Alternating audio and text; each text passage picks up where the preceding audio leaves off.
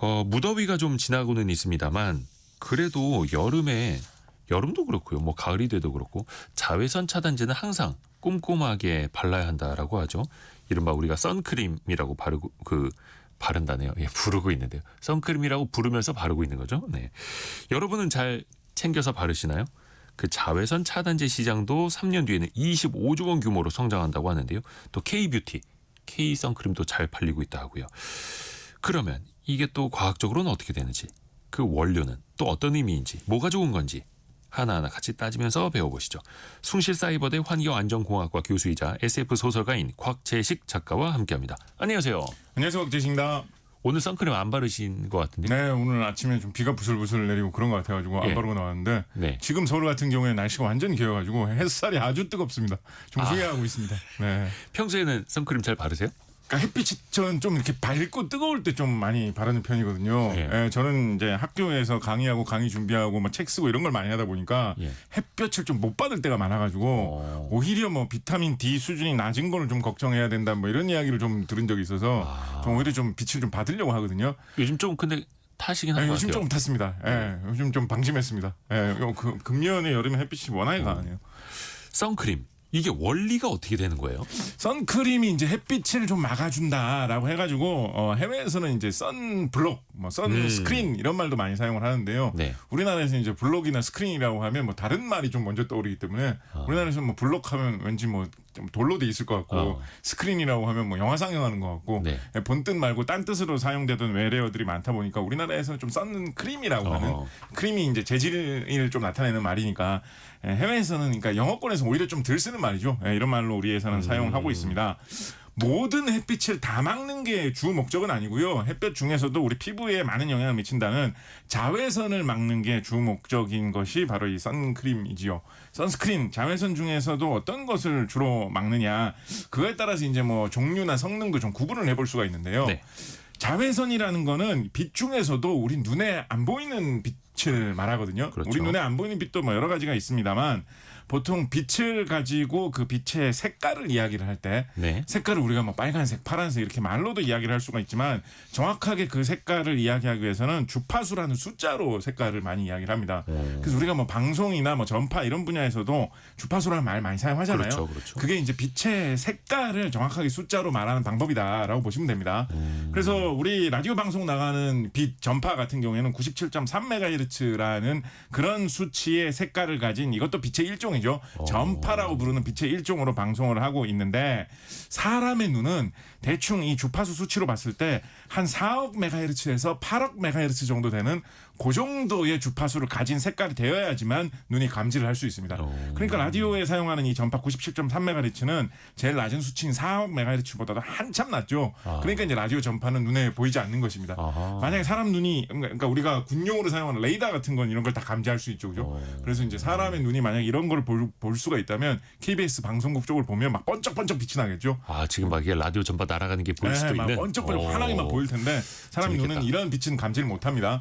그리고 아까 말씀드린 대로 사람의 눈이 감지할 수 있는 게 8억 메가헤르츠가 또 최대치의 한계 정도 되거든요. 네. 그래서 이 8억 메가헤르츠를 넘어가기 시작하면 그것도 사람의 눈은 보지 못합니다. 뭐 매라든가 새 같은 동물들은 사람보다 더 높은 것도 볼 수 있거든요. 네. 사람의 눈은 그게 한계인데 그래서 사람 눈에 안 보이는 그런 빛이 보라색깔에 가까운데 사람 눈에 보이는 범위는 넘어간다라고 해서 보라색을 뜻하는 자자를 써서 자외선, 영어로는 뭐 울트라바이올렛, 약자로 UV라고 하는 거죠. 울트라바이올렛, UV. 네. 그래서 이 자외선을 특히 이 피부 미용계에서는 구분을 해가지고 UVA, UVB, UVC, 자외선 A, 자외선 B, 자외선 C 이런 뜻으로 많이 맞아요. 구분해서 부르거든요. 네. 이 중에서도 아마 이 선스크린 이런 쪽에 관심이 많다라고 하시면 UVA나 UVB, 자외선 A, 자외선 B를 좀 많이 들어보셨을 겁니다. 네. 자외선 C를 별로 안 들어보셨을 거예요. 자외선 C, UVC 같은 경우에는 이런 우리가 일상적으로 경험하는 햇빛에서는 사실은 별로 느낄 수가 없습니다. 태양은 이 UVC도 엄청나게 많이 내뿜거든요. 네. 그런데 이 UVC 같은 경우에는 지구에 들어오다가 지구의 뭐 공기라든가 뭐 구름이라든가 이런 거에 다 막혀가지고 못 들어옵니다. 반대로 얘기하면 이 UVC가 사실은 제일 독하고 센 겁니다. 그래서 마침 우리 지구가 자외선 중에서는 제일 센 거는 좀 막아준다. 그래서 우리가 지상에서 평화롭게 살 수 있다라고 생각을 하시면 되고요. UVC를 우리가 인위적으로 만들 수 있거든요. 높은 주파수를 가진 빛을 우리가 만들어내면 되니까. 그래서 이 독한 UVC를 일부러 만들어서 뭐에 사용할까요? 뭐 사람 괴롭히는 데 사용할까요? 이런 거 주로 살균, 소독하는데 너무나 강하기 때문에 사소한 세균 같은 것들이 UVC를 쪼여주면 견디지 못하고 다 죽거든요. 지금 그 살균기 보면 이제 푸른빛 그렇습니다. 그게 UVC예요. 그래서 자외선 그러니까 그렇게 나오는 제품 중에 사실은 UVC를 제대로 못 만들어주는 것도 있습니다. 그냥 모양만 좀 멋있게 뭔가 살균되는 것처럼 만들어져 있는 것도 있는데 제대로 살균을 강하게 해주는 그런 제품일수록 UVC를 인위적으로 많이 만들어가지고 사람의 피부를 태우는 게 자외선이지 않습니까? 네. 그거를 훨씬 더 막강하게 UVC라는 지상에서는 잘 오지도 않는 거를 일부러 만들어가지고 그런 식으로 어떻게 보면 사람의 피해를 주는 거를 역으로 이용을 해서 살균 소독을 하는데 자외선 소독을 하는데 UVC를 쓰고 있고요.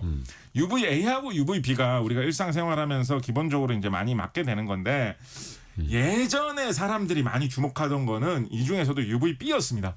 아까 우리가 UVC, 자외선 C가 제일 센 거고 살균 소독하는 데 쓰는 거다라고 말씀드렸으니까 그거보다 조금 약한 게 B고 제일 약한 게 A다. 뭐 이런 식으로 생각해 볼 수가 있겠죠. 네. 그래서 실제로 우리가 맞는 것 중에 좀 강한 게 UVB, 좀 약한 게 UVA라고 보시면 대체로 그냥 들어봤는데요.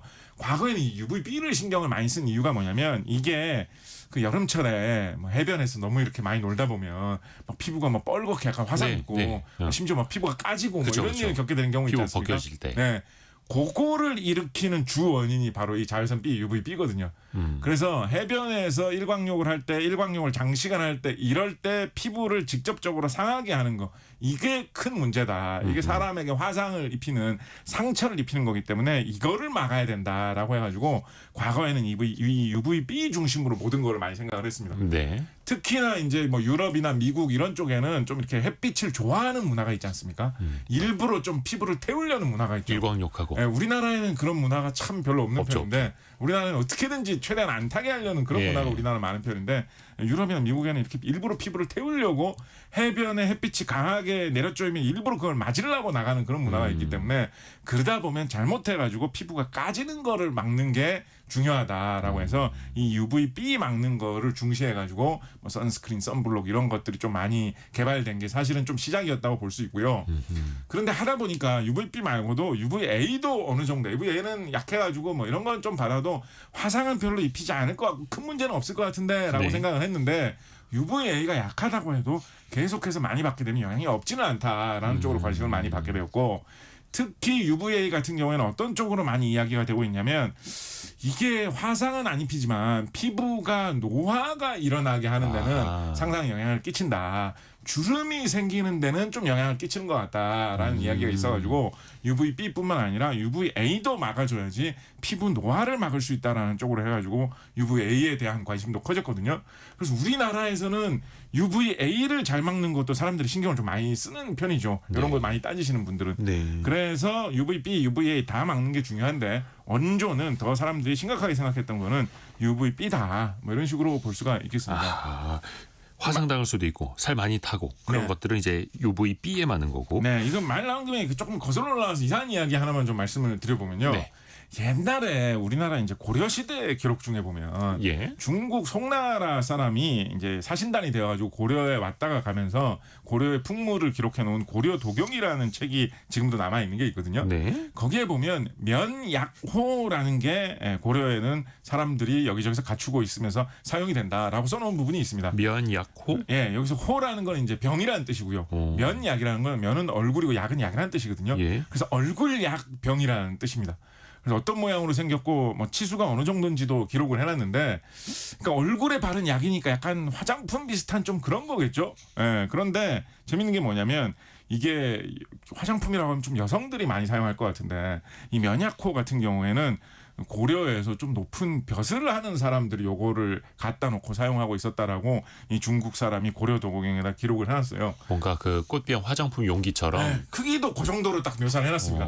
그래서 좀 높은 사람은 은으로 된 면약호에다가 약을 담아서 사용을 했고 좀 낮은 사람들은 뭐 동으로 된 구리로 된 병에다가 이 면약이라는 약을 담아서 사용을 했는데 대체로 우리가 짐작을 하기로 이 면약이라는 거는 추울 때나 더울 때 얼굴에 바르는 약이다라고 우리가 보고 있거든요. 뭐 로션 같은 거였어요. 네, 그래서 아마도 짐작을 하기로는 이게 뭐 남성들도 이렇게 사용을 하는 거였으니까 고려 시대의 이 면약호가 지금의 선크림 용도로 사용하는 좀 고려의 특유의 어떤 그런 약 뭐 화장품 이런 게 아니었을까. 뭐 추측을 해볼 옛날에도 만하죠. 특히 뭐 겨울에는 얼굴 당기고 네네. 뭐 여름에도 햇빛 뜨겁고 네. 똑같았을 테니까요. 그렇죠. 그래서 아마도 이 중국 사람이 고려에 와가지고 뭐 고려 사람이 눈 2개다, 코 하나다, 뭐 다리 2개다 이렇게 중국하고 똑같은 거를 기록해 놨을 리는 없잖아요. 예. 그래서 이런 기록이 있는 걸 보면 중국과는 다른 좀 고려의 특유한 문화였기 때문에 이런 걸 기록해 놨다라고 생각을 해보면 옛날부터 좀 한국 사람들은 특히 이렇게 지위가 좀 올라갈수록 네. 햇빛을 막는 거 이런 거 좀 신경 썼던 거 아닌가? 뭐 이런 생각도 한번 해보죠.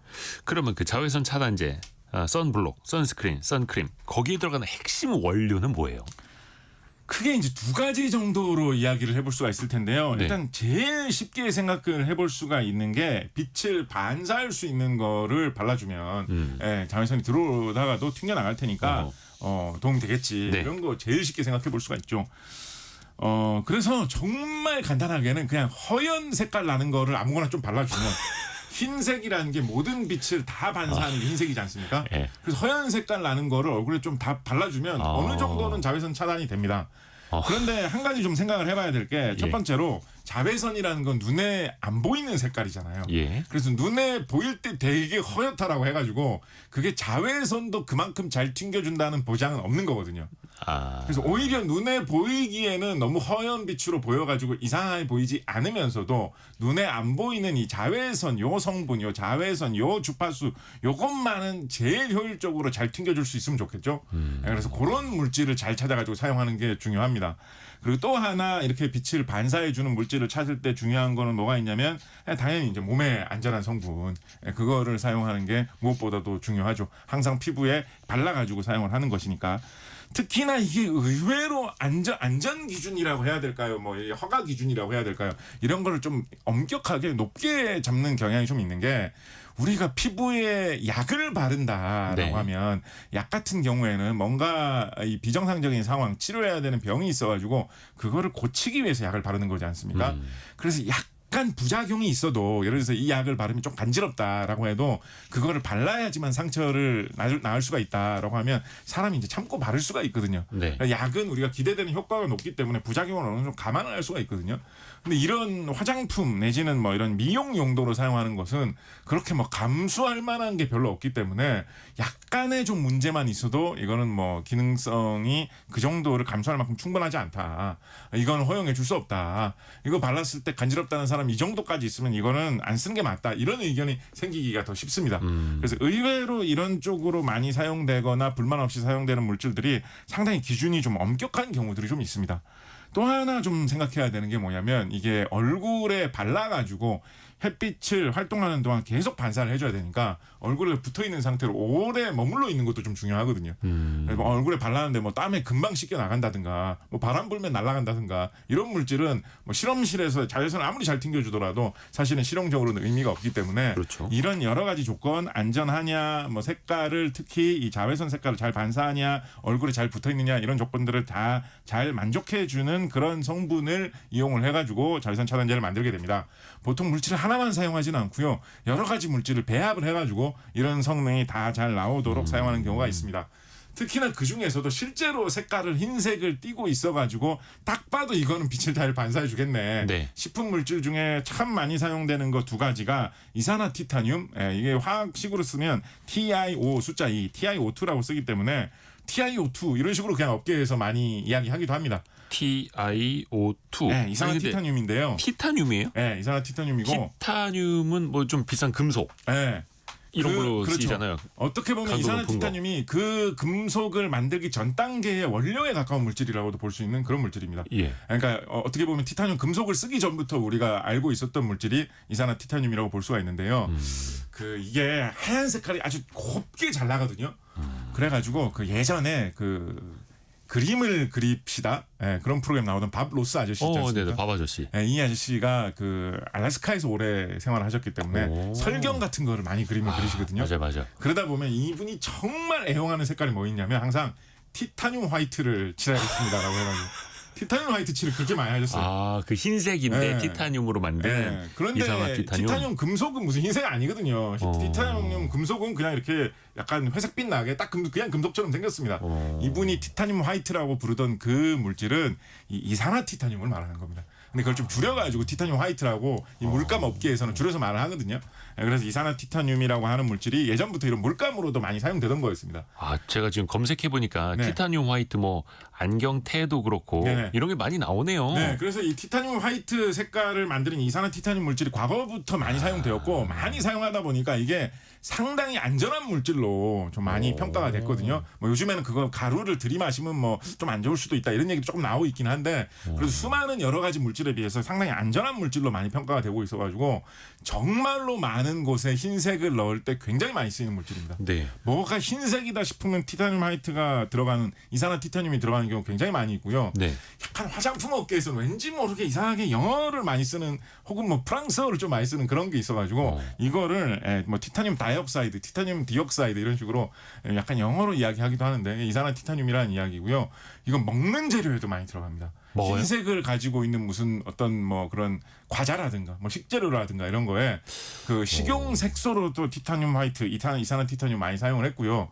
이게 의외로 흰색이 아닌 그런 과자 같은 것도 예를 들어서 저는 어디서 본 기억이 나냐면 몇 년 전에 이제 초코볼 저는 과자 같은 거 먹게 되면 뒤에 성분 같은 거 좀 유심히 보거든요. 오. 초코볼 같은 경우에 초코볼 알록달록하게 빨간색, 노란색, 파란색 이렇잖아요. 네네네. 근데 거기 성분을 보면 의외로 이산화 티타늄이 섞여 있는 경우 꽤 있거든요. 아니 그래서 전 봤어요. 이거 흰색은 하나도 없는데 흰색 초코볼은 없는데 왜 이산화 티타늄 들었지?라고 해가지고 좀 이상하게 생각을 했는데 나중에 그쪽 분야에 계신 분한테 여쭤보니까 초콜릿은 원래 색깔이 검잖아요. 예. 그래서 이제 빨간색이나 파란색 이런 걸 코팅을 하면 그 색깔이 그대로 잘 안 나온대요. 아. 그래서 일단 이산화 티타늄으로 한번 이렇게 해가지고 흰색을 한번 발라준 다음에 그 다음에 빨간색, 초록색 뭐 이런 걸 입혀야지 색깔이 잘 나온다라고 이야기하시더라고요. 그래서 별의별 색깔 선명한 곳에 들어가는데 정말 많이 쓰이는 게 이산화 티타늄이고 이렇게 식용 식소에도 쓸 정도이기 때문에 이 얼굴에 바르는 이런 선스크린 용도 뭐 혹은 다른 뭐 색조 화장 용도로도 이산화 티타늄 많이 사용이 됩니다. 또 하나 많이 사용되는 또 거연 색깔 나는 그런 물질로 산화아연도 있습니다. 산화아연이요? 징크 옥사이드라고 부르는 ZNO라고 화학식으로 표기하는 산화아연도 많이 사용을 하는데요. 산화아연 같은 경우에는 이제 아연을 먼저 만든 다음에 그거를 산화시키는 말하자면 약간 좀 굽는 삭히는 이런 방식으로 이제 산화아연을 만들게 되는데 마찬가지로 좀 안전하다고 평가되어 있는 물질이고 흰색이 잘 나기 때문에 이것도 이런 식으로 자외선을 반사하는 용도의 그런 물질로 많이 선블록에서 사용을 하고 있습니다. 이산화 티타늄이나 산화아연 이런 거 우리나라에서도 꽤 생산하거든요. 예. 우리나라가 뭐 티타늄 사용하는 여러 가지 금속 공업이 발달해 있기 때문에 관련되어 있는 이산화 티타늄 산업을 충분히 해볼 만한 이유가 있습니다. 더군다나 이 산화아연 같은 경우는 우리나라의 세계적인 아연 생산 초대형 아연 생산 업체가 우리나라 있죠. 업체로 있기 때문에 네. 그걸 이용해서 만드는 산화아연 산업 이런 거 충분히 해볼 만 하거든요. 그래서 이산화 티타늄 같은 경우는 대표적인 공장이 울산에 있고 산화아연 같은 경우에는 뭐 당진이라든가 전라북도 군산이라든가 이런 데 꽤 괜찮은 공장이 있습니다. 그래서 이런 게 우리나라에 수급이 많이 되는 편인데요. 둘 다 이 이산화 티타늄 잘 생산하는 공장, 산화아연 잘 생산하는 공장, 대부분 이거 역사를 거슬러 올라가면 대부분 다 역사와 전통이 깊은 상당히 뿌리 깊은 화학 업체들이기도 합니다. 그래서 상당히 잘 자리 잡아 있는 편인데 내막을 좀 살펴보면 네. 이산화 티타늄과 산화아연 중에서도 화장품급으로 쓰이는 제품들 있잖아요. 예. 요거는 조금 더 생산하기가 어려웠던 것 같아요. 그래서 산화아연 같은 경우에 보면 뭐 불과 몇 년 전에 이산화 화장품에 들어가는 급의 산화아연을 만들어 가지고 이제 출시하기 시작한다. 우리가 거기에 시장을 더 확대할 거다. 이런 거를 되게 전략적으로 막 이야기하는 그런 기사가 나오고 있었거든요. 네. 그래서 우리나라가 이런 거를 충분히 잘할 수 있는 화학적인 기반이 있는데도 산화아연, 뭐 이산화 티타늄 이런 것들을 화장품에 쓰기 위한 용도로는 일본이나 독일 화학에서 수입해 오는 물질들이 상당히 많이 쓰이고 있는 형편입니다. 또 하나 이 선스크린을 만드는 원료의 방식 중에 이렇게 이 자외선을 반사하는 방식 말고 또 다른 방식으로는 어떤 게 있냐면 자외선을 튕겨내는 게 아니라 자기가 대신 맞아주는 방식이 있습니다. 피부까지 자외선이 들어오지만 않도록 내가 자외선을 최대한 내 선에서 막아준다라는 방식이 있거든요. 들어오긴 하지만 거기서 막아주는. 네, 그래서 자외선을 받으면 자기가 아예 이렇게 파괴되면서 자외선을 소모시키는 방식도 있고요. 자외선을 맞으면 파괴되지는 않지만 그것 때문에 자기가 뜨겁게 좀 달아올라가지고 열을 좀 이렇게 낸 다음에 자외선이 그 뒤로는 전달되지 못하게 되는 그런 방식도 있거든요. 이런 방식 같은 경우에는 눈으로 보기에는 흰색일 필요가 없지 않습니까? 네네네. 그렇다 보니까 훨씬 더 좀 다양한 여러 가지 물질들을 좀 개발해가지고 사용할 수 있는 편이고 좀 얼굴이 허옇게 보이는 이런 현상, 뭐 백탁 현상이라고 하죠. 맞아요. 그런 것도 좀 적다라고 해가지고 이런 쪽 방식의 물질들이 좀 선호되는 때도 있습니다. 그러니까 뭔가 반사하는 물질이 들어있는 건 백탁 현상이 있는 거고 네. 반사하지 않는 거는 백탁 현상이 없는 거고 네. 이걸 뭐 유기자차 무기자차 이렇게 표현하더라고요. 네, 근데 그건 뭐 화학적인 성분에 따라서 이렇게 나눠서 좀 말을 만든 건데요. 네. 사실은 그 파헤쳐 보면 되게 어려운 말이라 가지고 저는 그렇게 어려운 말이 도대체 어떻게 이렇게 이게 뭐 소비자들 사이에서 널리 유행하는지 모르겠어요. 유기물, 무기물, 예, 뭐 자외선 그런, 차단제. 예, 예. 그런 뜻인데요. 아, 뭐 그렇게 어려운 말 왜 유행하는지 저는 그러니까 저는 처음에 유기자차라고 새로 나온 유자차인 줄 알았어요. 진짜로. 진짜 알다가도 모르겠는데요, 네. 진짜. 예, 그래서 대체로 보면 이 무기물을 이용하는 방식이 이런 반사 방식이 많고 네. 유기물을 이용하는 방식이 자기가 대신 맞아주는 방식이 많은데요. 뭐 꼭 그렇게 나눠서 떨어지는 것도 아니고 또 두 가지 성분을 같이 섞어서 쓰는 형태도 되게 많이 있기 때문에 딱 잘라서 구분하는 거는 사실 좀 어려운 이야기입니다. 그래서 대략적으로 좀 그렇게 생각을 하시면 되겠고. 아까 말씀드렸던 대로 자기가 대신 맞아주는 방식 이런 방식은 흰색을 띌 필요가 없어서 여러 가지 물질들을 합성을 해서 사용을 하는데 대표적인 물질이 뭐 아보벤존이나 옥시벤존 이런 물질을 만들어가지고 사용하거든요. 이런 물질도 잘 생산해가지고 판매하는 회사들이 가만 보면 독일이나 네덜란드, 스위스 이런 쪽에 본사를 두고 있는 다국적 화학 회사들이 이런 물질을 만들어가지고 많이 공급을 합니다. 그래서 우리나라가 뭐 세계의 K-뷰티 화장품 제품들을 지배를 하고 있다라고 네. 하지만 막상 거기에 들어가는 원료 물질들을 보면 주요 선진국 업체들이 그걸 공급하는 경우들이 꽤 있습니다. 여기서도 기초 소재는 해외에서. 네, 그래서 이게 뭐 오히려 이제 유럽 업체들은 또 반대로 생각하기도 하는데 예. 우리나라 업체 입장에서 생각을 해보면 우리는 그 화장품을 판매를 한다는 게 사실 얼마나 힘듭니까? 아주 멋진 화장품을 개발을 해가지고 그걸 멋지게 보이기 위해서 온갖 마케팅 기법을 만들어가지고 화려한 광고를 내보내면서 이거 멋있는 겁니다. 애를 써서 엄청난 경쟁을 뚫고 겨우겨우 올려야지 화장품을 판매를 할 수 있는 건데 그 화장품을 판매하기 위한 이런 물질들은 몇 안 되는 업체들이 그냥 거의 반독점식으로 공급을 하거든요. 그렇죠. 그래서 제주는 한국 기업들이 엄청 넘어가지고 소비자 제품 만들어서 파는데 잘 팔리면 잘 팔릴수록 원료 물질을 판매를 해가지고 돈 버는 거는 선진국 화학업체들인 이런 구조가 좀 있습니다. 물론 뭐 선진국 화학업체들은 예전에는 유럽 업체들이 화장품도 잘 팔았기 때문에 선진국 화학업체들 입장에서는 오히려 반대로 우리가 부가가치 높은 소비자 제품도 해야 되는데 이런 생각을 유럽 업체들이 하기는 하겠죠. 그래서 이제 좀 그렇게 분화가 있기는 한데 어떻게 보면 우리가 또 고부가가치 제품을 잘 하는 걸 수도 있고요. 그렇습니다. 그렇게 예. 생각할 수도 있는데 그래서 가만 보면 우리나라가 화학업계에서 아직도 할 일이 굉장히 많이 있는 것 같아요. 요즘 뭐 화학업체 위기론 이런 이야기가 계속 나오고 있는데요. 아직도 세계의 화학업체 순위들을 보면 초대형 화학업체들이 대부분 다 뭐 독일 회사, 영국 회사, 뭐 일본 회사 이런 회사들이 아직도 세계 정상권은 다 차지하고 있거든요.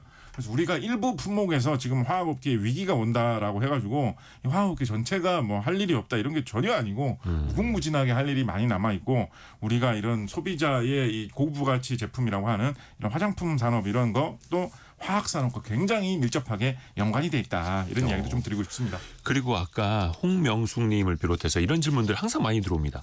SPF, PA 플러스 이렇게 뭔가 숫자 기호가 많은 걸수록 좋은 건가 이런 질문들 정말 많이 들으시죠. 기본적으로 많은 걸수록 좋다라고 대충 생각하시면 됩니다. 네. 예, 그런데 구분해가지고 정확한 의미를 말씀드리면 일단 SPF가 먼저 나온 거라고 보시면 돼요. 네. SPF가 좀 원조라고 보시면 됩니다. Sun Protection Factor거든요.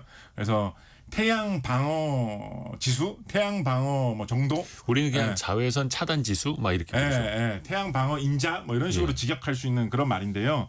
이 SPF가 먼저 나왔다고 말씀드렸으니까 이게 아까 말씀드린 자외선 A, 자외선 B, 자외선 C 중에서는 뭘 막는데 좀 주력으로 하는 거겠습니까? 자외선 B, UVB 주로 유럽이나 미국 사람들이 해변해가지고 선탠을 할 때 너무 선탠 좋아하다가 피부가 까지는 거 이거를 막는 거에 처음에 초점을 두고 사람들이 개발해 놓은 수치가 SPF입니다. 그래서 SPF 1이라고 하면 뭐 바른 거나 안 바른 거나 비슷한 수준 이 정도고 아하. 그게 뭐 SPF 10이 되면 그거 대비 한 10배 정도 자외선에 노출이 더 돼 있어도 화상 같은 게 좀 안 일어난다. 뭐 이런 식으로 이야기를 하는 거거든요. SPF-D의 수치가 커지면 커질수록 이제 좋다라고 이야기를 할 수 있는 거겠죠. 요즘에 거의 이제 50짜리가 네. 많이 나오죠. 네, 무슨 뭐 50 플러스 이런 식으로 해가지고 우리는 50보다 더 된다 이런 식으로도 뭐 표기하는 제품들 많이 있습니다. 그래서 그런 뜻이라고 보시면 되고. 근데 그게 그러면 SPF 20짜리랑 50짜리랑 있으면 50짜리는 거의 한 번 바르면 한 그 2배 이상의 뭐 지속성이 있고 그렇죠. 그런 의미도 있어요. 원래 의미는 그 뜻입니다. 그러니까 원래 의미는 이게 얼마나 오랜 시간 동안 버틸 수 있느냐라는 뜻으로 이제 나온 거거든요. 예, 그런데 실제로 이제 피부에 발라가지고 사용했을 때는 그 이제 뭐 활동하면서 땀에 의해서 이제 씻겨 내려가고 이런 것도 있기 때문에 그대로 나타나지는 않는데 대체로 한 뭐 SPF 30 정도 되는 제품부터는 이제 차이가 그것보다는 좀 줄어들기 시작한다라고 이야기도 하는데 그 의미라고 보시면 되고요. 근데 이렇게 말씀드리면 아까 UVB 자외선 B 말고 자외선 A라는 것도 있어서 네. 그거는 화상 입히는 효과는 그렇게 크진 않지만 노화. 피부 노화에는 영향이 있다라고 말씀드렸잖아요. 예. 사람들이 이제 그거에도 관심을 많이 그래, 갖게 신경 된 거예요. 쓰이죠. 예, 그렇게 하다 보니까 개발돼서 나중에 좀 더 조명을 많이 받게 된 수치가 이 PA입니다. PA 같은 경우에는 Protection Grade of UVA의 약자이기 때문에 PA의 그 A가 자외선 A, UVA 할 때 A라고 보시면 되고요. 요거는 좀 그 표시하는 방법이 조금 더 애매해가지고 PA 플러스, PA 플러스 플러스, PA 플러스 플러스 플러스 이렇게 약간 그 뭐죠? 소고기 등급 표시하는 것처럼 두 뿔. 더하기를 많이 붙이면 붙일수록 PA 두 뿔, 쓰리 더 뿔. 예. 강하게 오래 차단해 준다라고 이야기가 되어 있는데. 어떻게 보면 이제 해변에서 선탠하기 전에 바르는 용도로는 PA는 크게 중요하지는 않을 수도 있거든요. 근데 또 우리나라 소비자들은 이 피부가 노화되면 안 돼. 그쵸. 조금만 햇빛을 받아도 몸에 안 좋을 수 있기 때문에 피부에 안 좋을 수 있기 때문에 나는 항상 이거를 챙겨 발라야 돼. 이런 수요가 우리나라 소비자들은 많이 있기 때문에 미용적인 목적으로. 우리나라 소비자들은 이 PA도 되게 유심히 보는 편이죠. 아니 그러면은 SPA 써 있는 거 따로 있고 PA 써 있는 거 따로 있으면은 네. 이거는 하나는 A, 하나는 B만 차단되는 거예요? 그리고 이거 어디 섞어서 써야 돼요? 보통은 둘 다 기능을 갖고 있습니다. 네. 보통은 SPF로 따졌을 때는 수치가 뭐 30이고 PA는 플러스 플러스다. 이런 식으로 다 두 개의 성능을 다 갖고 있습니다. 그래서 그거를 보시고 사용을 두 개가 하시면- 다 쓰여 있어야 저 같은 사람은 안심하겠네요. 네, 근데 대체로 그렇습니다. 네, 그래서 그렇게 보시면 됩니다. 가끔 가다가 이제 PA는 그게 PA 기능이 전혀 없다기보다도 예. PA 측정 같은 거를 아예 안 해가지고 야, 우리는 그런 용도로는 아예 제품 만들 생각도 안 했다. 우리는 그냥 선탠할 때 바르는 용도로만 생각을 했다라고 만든 제품 같은 경우에는 SPF 수치만 표시되어 있고 이런 경우가 있기는 한데 보통은 두 성능을 다 갖고 있기 때문에 둘 다 어느 정도인지는 표시가 되어 있습니다. 야, 거의 뭐 선크림 지속 시간만큼이나 곽재식 작가님의 말씀 지속 시간이 이제 길어가지고.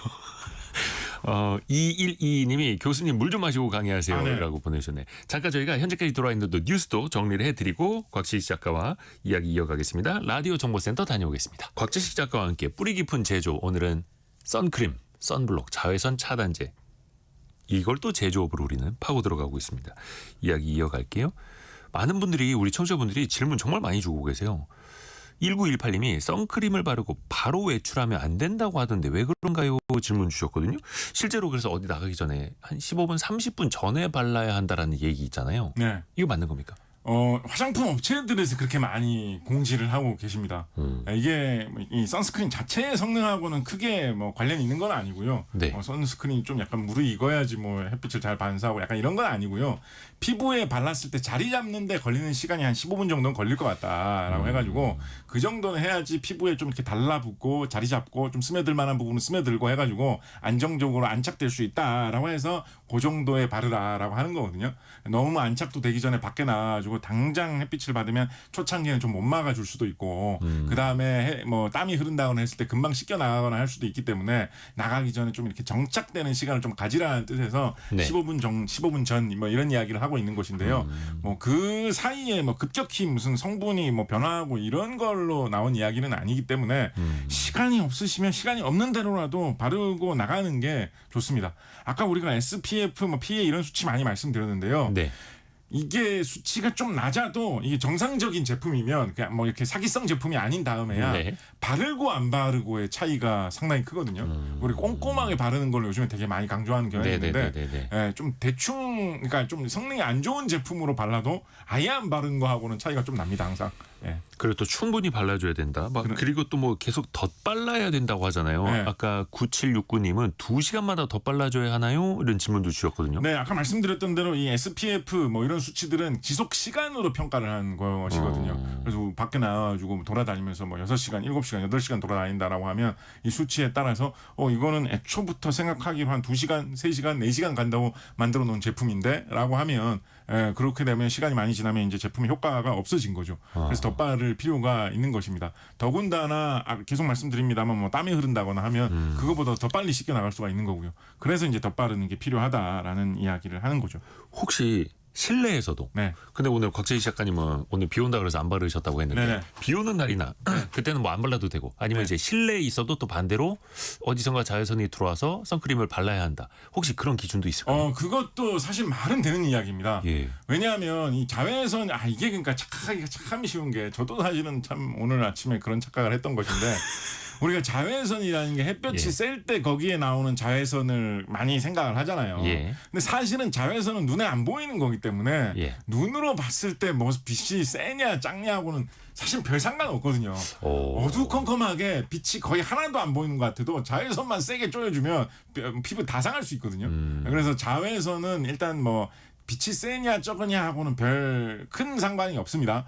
그런데 아까 말씀드렸던 UVB 같은 경우에 통상적으로 여름철에 햇볕이 셀 때 많이 끼어서 나오거든요. 네. 그래서 이제 그거를 막기 위해서 뭐 해변에 갈 때 여름철에 장시간 야외 활동을 할 때 UVB를 막아주는 그런 자외선 차단제를 바른다라는 걸로 이제 이게 시작이 된 건데요.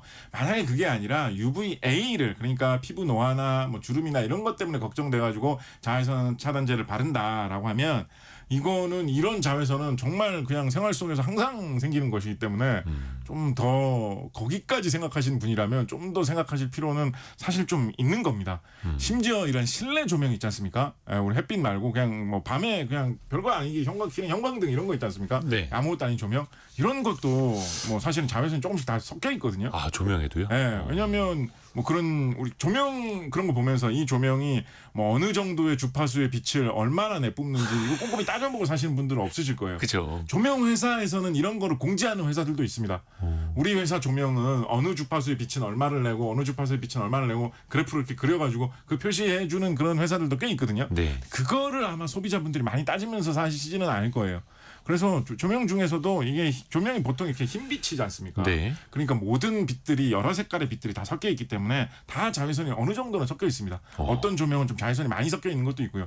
그래서 그것도 그런 거 이제 보통 이제 UVB보다는 UVA에 훨씬 가까운 건데 그런 것도 나는 싫다라고 하신다고 하면 정말 실내에서도 자외선 차단제 바른다. 밤에도 자외선 차단제 바른다. 이런 게 맞아요. 근데 의미가 실내에서도 없지 않죠. 진짜 실내에서도 꼼꼼하게 늘 바르시는 분들도 있으시고 임성택님도 제 딸은 형광등 아래에서도 발라야 된다고 하던데 이렇게도 의견 주셨고 그 말이 근데 맞는 것 이게 또 한편으로는 어떤 생각도 해볼 수 있냐면 우리나라에는 워낙에 이 자외선을 좀 싫어하는 문화 피부가 타는 걸 싫어하는 문화가 있다 보니까 우리나라 같은 경우에는 햇빛을 받아야만 몸속에서 자연적으로 잘 생길 수 있는 비타민 D 같은 게 부족한 분들이 정말 많습니다. 네. 도시 생활자 중심으로 뭐 이렇게 중산층 정도 이렇게 검사를 해보면 뭐 과반수가 비타민 D 부족이다, 80%가 비타민 D 부족이다. 오히려 뭐 햇빛을 너무 안 봐서. 네, 이런 결과 우리나라에서 나올 때도 있거든요. 그래서 이제 본인의 어떤 그런 상황을 좀 생각을 하셔가지고 네네네. 나는 뭐 햇빛을 너무 안 받는 것 같다라고 하면 뭐 이렇게까지 또 너무 생각하실 필요는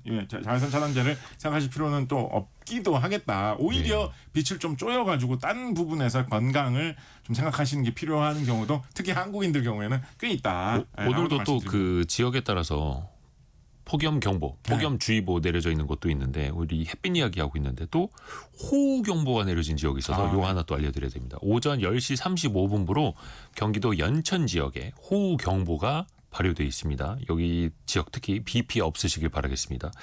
그러니까 이게 전국적으로 날씨가 너무 많이 또 격차가 나다 보니까 일단 선크림 이야기 계속해서 이어가 볼게요. 최근에 보니까 우리나라 화장품이 미국에서도 엄청 잘 팔리잖아요. 네네. 그 중에서도 K 선크림이 엄청 유행이라 하더라고요. 네. 우리나라가 특히 뭔가 선크림을 더 잘 만듭니까? 그 이야기 사실 좀 심오한 이야기이기도 한데요. 심오해요? 네. 아까 특히 그 선크림 만드는 방식, 선크림의 성분 두 가지 중에서 이제 반사하는 방식 말고 자기가 대신 맞아주는 방식, 이 방식 같은 경우는 사실은 만들어 볼 수 있는 그런 재료들이 좀 여러 가지 선택지들이 있거든요. 이거는 뭐 겉으로 보기에 흰색 나는 거 뭐 이런 거하고 상관없이 계속해서 개발해가지고 여러 가지 성분을 사용할 수 있다 보니까 네. 그러니까 우리나라의 이 기술력이 뛰어난 화장품 회사들이 여러 가지 다양한 성분들을 이용을 해가지고 여러 가지 방식으로 특히나 한국 소비자들이 이런 햇빛 차단하는 데 관심이 많다 보니까 그런 쪽으로 되게 복합적인 제품들을 좀 많이 만든 경향이 있습니다. 원래 그 미국 사람들 비롯해서 서양인들은 선크림 잘 안 바른다고 그랬잖아요. 네, 그렇죠. 우리나라가 유독 잘 발랐고 그래서 우리나라에서 선크림이 어떻게 보면 더 발전했을 수도 있겠네요. 네, 그런데 이게 참 이런 게 저는 이런 게 선진국의 힘인가라는 생각이 들 때가 있는데요. 예. 그 아마 관심 많으신 분들은 그런 이야기 들어보신 적 있으실 거예요. 하와이에서는 이 선크림이 바닷물 속에 들어가면 바닷물 속에 선크림이 녹아 나가지고 산호가 죽고 해양 생태계가 파괴될 수가 있다고 해가지고 뭐 선크림 중에 어떤 성분 들어가는 건 금지했다. 선크림 바르고 바다에 들어가지 마라 이런 거 있죠.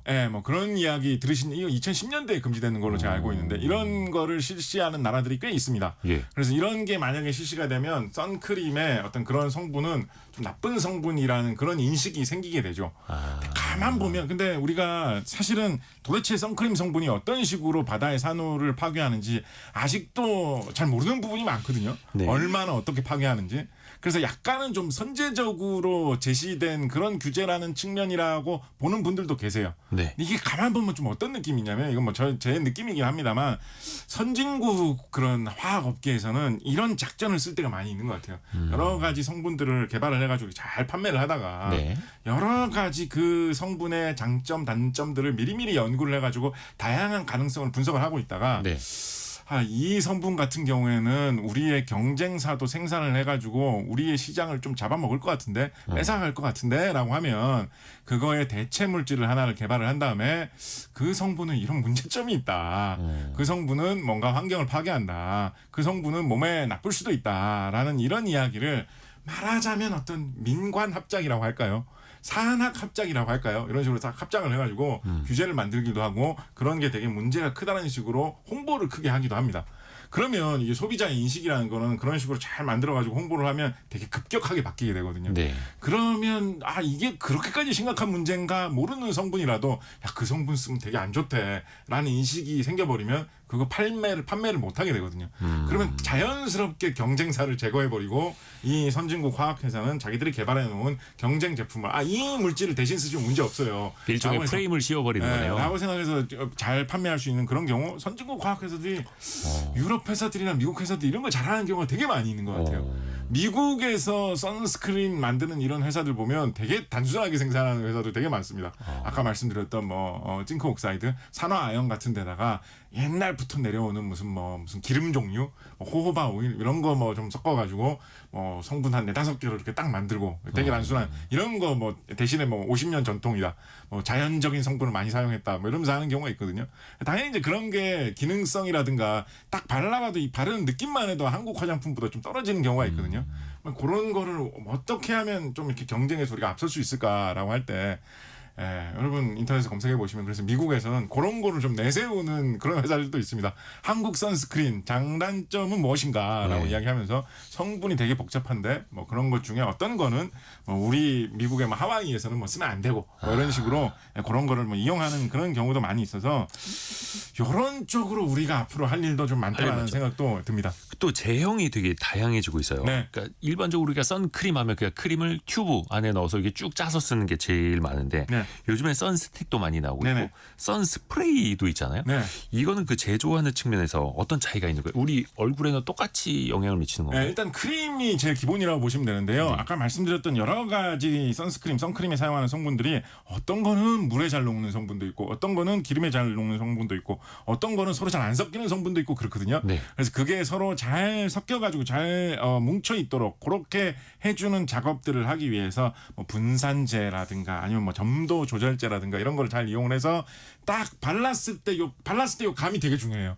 이게 어떻게 보면 되게 감성적인 영역인데요. 왜 요즘 화장품 그 리뷰하시는 분들 뭐 발림성이라고 네, 표현하더라고요. 이게 정말로 그 소비자들의 어떤 손끝에서 느껴지는 감촉으로 이야기를 하는 거기 때문에 이 실험을 해가지고 우리 제품 바르면 되게 성능 훨씬 좋다라고 이게 백날 얘기를 해도 소비자들이 딱 발랐을 때 저는 발랐을 때 왠지 얼굴에 잘 묻지 않고 겉도는 느낌이 들었어요. 이렇게 말하는 사람들이 많아지면 안 발리거든요. 그래서 이게 딱 그 발리는 좋은 느낌이 나게 하는 것도 되게 중요하거든요.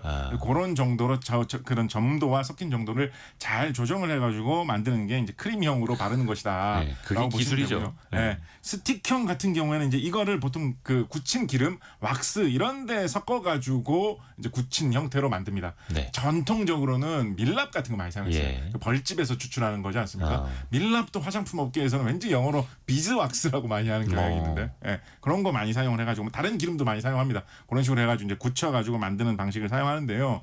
이런 것도 사실은 우리가 화장품 대국입니다만 앞으로 할 게 많은 게 밀랍을 되게 많이 가져올 수 있는 곳 중에서 우리나라에서 정말 가까운 데가 어딘지 아십니까? 밀랍을요? 네, 어디서요? 우리나라입니다. 우리나라 자체 밀랍 생산량이 사실 굉장히 많습니다. 우리나라가 전 세계적으로 보면 영토 크기에 비해서 엄청난 양봉 대국이거든요. 우리나라 사람들 꿀을 되게 많이 생산합니다. 세계에 뭐 10위 왔다 갔다 합니다. 우리나라 땅 넓이는 요거밖에 안 되는데 우리나라가 양봉을 엄청나게 많이 하기 때문에 꿀벌들이 열리잖아요. 그래서 그 벌집에서 나오는 이 밀랍도 우리나라에서 많이 나오거든요. 그래서 한때는 우리나라가 세계 5위권 밀랍 생산 잠재력이 있지 않느냐 이런 이야기도 있었는데 의외로 이런 밀랍 사용 통계 같은 거는 우리나라에 좀 많지 않은 편입니다.